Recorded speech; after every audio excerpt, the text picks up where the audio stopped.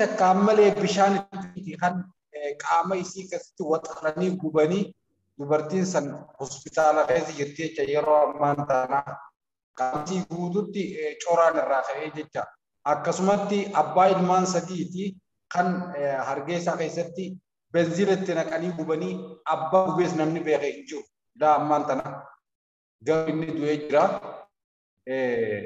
Rakkoo gurguddootu biyya Somaalilaandii takka keessaas deemaa jira. Akkasumatti Puntlaandii keessaayis wal fakkaataadha jechuudha. Ammaa kanatti karaa dhaabbata UNHCR'tiin namoonni hedduun waraqaa dhaabbata UNHCR osoo qabamanii karaa biyyaatti yookiin magaalaa Wacaalee kan naannawaa Itoophiyaa fi yookiin Sumaalee daangessitutti kan darbamaa jiran argaatis jirru. Haa ta'u kanumaan ta'ee yeroo ammaa kana immoo guyyaa kaleessaa akka odeeffannoo qabutti dhaabbata UNHCR fuulduratti hiriira bahanii uummanni keenya deebii tokko malee kan galan argaatis jirra. Dhaabbanni UNHCR maal jedhaa jira? Kanaaf ammoo deebii akkamii laataa jira? Namoota ibiddaan gubamaa jiraniif kanaaf ammoo maal dubbachaa jira? Akka dhaabbata UNHCR magaalaa Hargeysaa keessa jiruutitti. Eeyyeen galatoomii UNHCR'n waa takka waan Oromoodhaaf akkallee hin qabdu baqataa kana baqataan eega biyyarraa bahe biyya sadaffaa qaba. Biyya sadaffaatti oofaa hin jiranii baqataan keenya hacuucameetuma as keessatti akkaataa gartee miidhaa fi gadadoo gartee Soomaaliin irraan gahaa jirtu kana baadhateetuma jiraachaa jira. Akkanaan osoo waraqaa UN harkaa qabuuti kan butamee makiina darbanii migireeshina jaanii asirraa fuudhanii Wacaaleetti darbaa jiran. Namni isaa Wacaaleetti darban kun achirraa Ayisuuzii garagalchaniiti kan gara dirree waraanaa oofaa jiranii karaa Huursoo dabarsaa jiran. Dirree leenjititti oofuu jiran jecha. Nama waraqaa UN harkaa qabu alboo an seera qabeessa biyya tana keessa waraqaadhaan qaba. Osoo isaan jedhanii waraqaan isaanii irraa butatamee kan ilaa ammaan tanaa waraqaan isaa hin deebiinii jira. Kan miilaan gaddee beetu jira jecha. As keessa kan achi buuteen isaa dhabamee jira namni ilaa ammaan tanaa.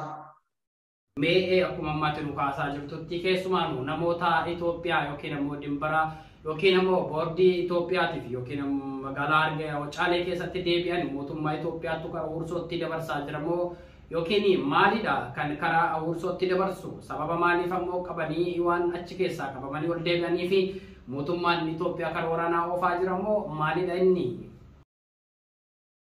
Eeyyeen mootummaa Itoophiyaatiin harka wal keessaa qaban. Akkasumas as keessaa shoorarkaan deemaa jira. Mootummaa Itoophiyaatiin harka wal keessa galfatanii waraanaatu jalaa dhume. Waraana jalaa dhume kana bakka buufachuuf kan uummata Soomaalee keessa jiru waliin qabee karaa dirree waraanaa oofaa jiruuf.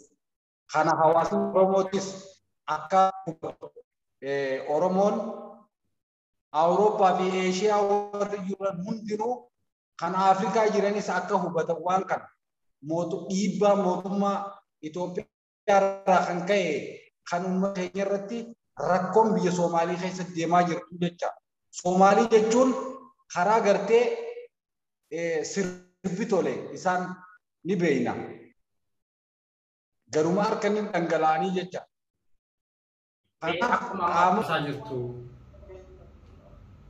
Mee akkaataa manu kaasaa jirtutti mootummaa Itoophiyaatu achi keessatti harka qaba yookiin namoota kana qabsiisaa jira jechuu barbaaddeeti moo haalli ati jechuutti jirtu kuni akkami mee ifa nu godhi mootummaa Itoophiyaatu namoota magaalaa achi keessa yookiin ammoo magaalaa Hargeysaa keessa jiran akka qabamanii karaa biyyaa deebi'an barbaadaa jira yookiin ammoo karaa waraanaa oofuu fi waan kana gochaa jira jechuu keeti moo maalidha mee wantichi ifa nu godhi?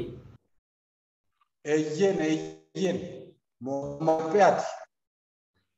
Namni osoo waraqaa UN harkaa qabu butamee asirraa Itoophiyaa galfamuun maal jechuudha? Maal si garsiisaati akka nama tokkootitti yoo inni biqa yaadu taate mootummaan sun yoo barbaacha uummata kanaa hin qabaatin akkamiin osoo waraqaa UN harkaa qabu butamee asii Wacaalee darbamuu danda'a.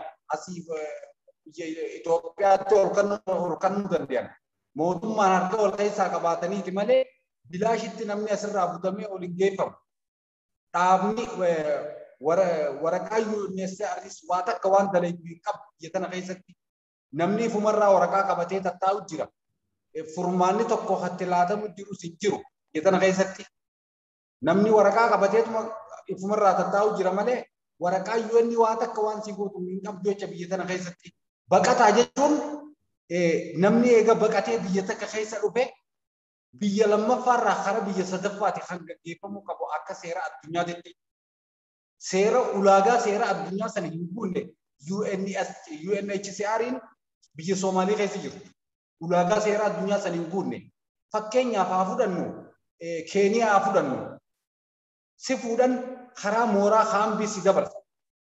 Mooraa kaambii hogguu si geessan mooraa kaambii san keessa si kunuunsanii achi keessa turteeti achi keessa carraan keessii dhufee biyya alaa biyya sadaffaa deemtaa jecha.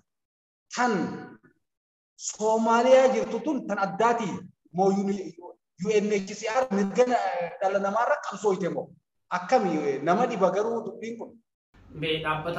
Dhaabbanni UNHCR biyya Somaaliyaa keessa jiru hoo ammaa kana keessumaan waan kana yookiin ammoo kan daangessuu qabu nama kola galtummaan isaa mirkanaa'ee fi namni dhoowwu yookiin ammoo akka mootummaa biyya saniitti walii galee akka biyyatti deebi'uu hin dandeenye rakkoon baqattummaa mirkaneessuu fi yookiin ammoo waraqaa maandeetaa akka kennisiisuu fi rakkoon baqattummaa isaa gaafa mirkanaa'ee fi erga waraqaan kennamee fi booda immoo seera addunyaa irratti karaa biyyatti namni sun akka deebi'uu hin dandeenyedha kan waraqaan maandeetaa yookiin ammoo waraqaan biluudhaa kennamuu fi haa ta'u immoo waan kana akka furuu danda'u mootummaa Itoophiyaa osoo hin taane mootummaa biyyattii saniitii fi dhaabbata UNHCR biyya san keessa jirudha. Waan kana hoo karaa dhaabbata UNHCR'tti yoo gabaastan deebiin isin argattan jira. Deebiin ammoo isin erga yoo dhabdanis ammoo maal isiniin jedhani? Inumaa deebiin takka tanuu kan namti jirtu UNHCR magaalaa Hargeysaa keessa jirtus hawaasni keenya mirga keenya gaafanna jedhee yoonii fi kan hiriira qabu taate nama keenya uleedhaan reebaa rasaasaan reebaa manatti galchan. Maalirraa kan ka'e kun dadhabina mootummaatii fi dadhabina UNHCR.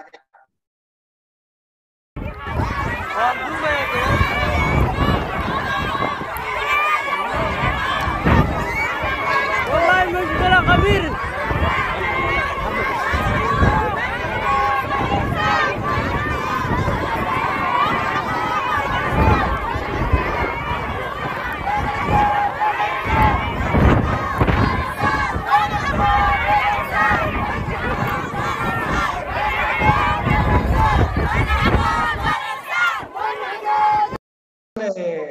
Deemu dandeessu. Baay'ee nama yaachisaa waa'een dhimma Oromoodhaa hedduu takka nama yaachisaa garuu mootummaan addunyaadhaa idil addunyaadhaa yoo furmaata itti kenne qaama UNHCR furmaata yoo itti kenne waan barbaachisaadha. Ani akka nama tokkootitti karaa xumuraatti sagantaa keenya son xumuriin dura hawaasni Oromoo biyya Somaaliyaa keessa jiru yeroo ammaa kana rakkoo akkanaatiif kan saaxilamaa jiru. Mi'a uummata Oromoo bal'aa fi keessumaanuyyuu mootummaa biyyattii sanii yookiin ammoo mootummaa Somaaleetiin waan jettu qabda. Asumaanuu dhaamsa kee karaa xumuraatti waan dhaamtu yoo qabaatte carraa sii kenna. Baay'ee galatoomii ani dhaamsini mootummaa Somaaliyaatiif qabu UN'n dhaabbanni UN'dha as qofaa miti Soomaalii qofaa miti Keeniyaallee ni jira Ijiptillee ni jira biyyoota hedduu keessa jira garuu maaliif kan Soomaaliyaa keessa UNHCR'n Soomaaliyaa keessa jirtu maaliif kan biraarraa adda ta'e?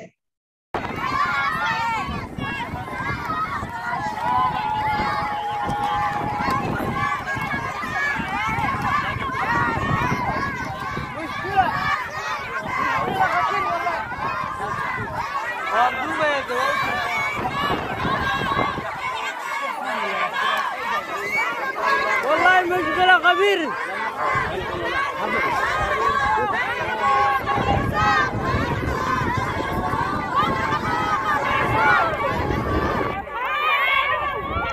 tarkaanfiis akka fudhatan taate hatattamaan bakka itti godhee mootummaan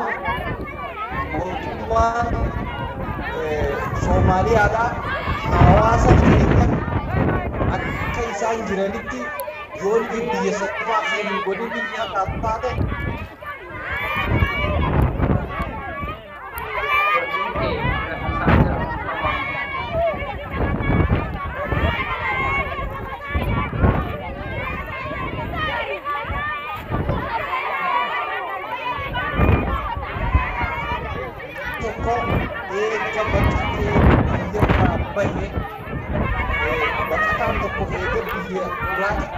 biyya sadaffaa qaba dhaamsiin mootummaa Soomaaliyaatiif dhaamu biyya sadaffaa maaliif dhabaniif nama amata 30 keessa jiru jira amata 20 keessa jiru jira maaliif kun ta'e mirgan qabu mirgisaa maaliif hin eeggamne UNHCR as qofan jirtu biyyoota biraa keessaas ni jira UNHCR biyya Soomaalii keessa jirtuu fi UNHCR biyya biraa jirtu maaliif garaagarummaa ta'e maalirraa mootummaarraa immoo rakkinni UNHCR irraa kunis ifa ta'uu qaba mootummaa addunyaatiif yoo sirreessan sirreessanii yoo hin sirreessin immoo rakkoon daranuu as deemti malee yoo isaan furmaatatti hin kennin furmaanni dhufu hin jiru. Yoo isaan furmaatatti hin kennin furmaata kamtu dhufa. Isaan bira jirtoonni hundinuu ani imma intarvii na godhaniitiin intarvii godhamee baatii torbaan eegu jiramma. Eega intarvii godha. Maaliif ta'e?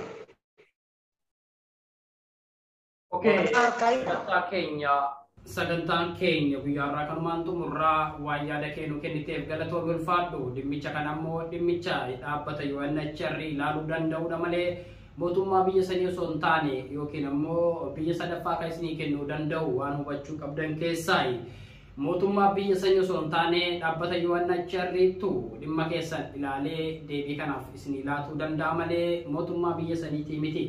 Mootummaan biyya sanii kola galtummaa akka biyya tokkootti isin jiraachisuu fi dhaabbata UNHCR dila addunyaatiif eeyyamee waan kanaan boodatti ammoo dhimma keessan kan ilaaluu danda'u dhimma baqataa kan hordofuu danda'u Jenevaadha. Jenevaan ammoo furmaata isin laatuu danda'a. Waan kanaaf yaada kee hanga ammaatti waan nu kennitee fi galatoomii ulfaadhu horii bulii deebanii.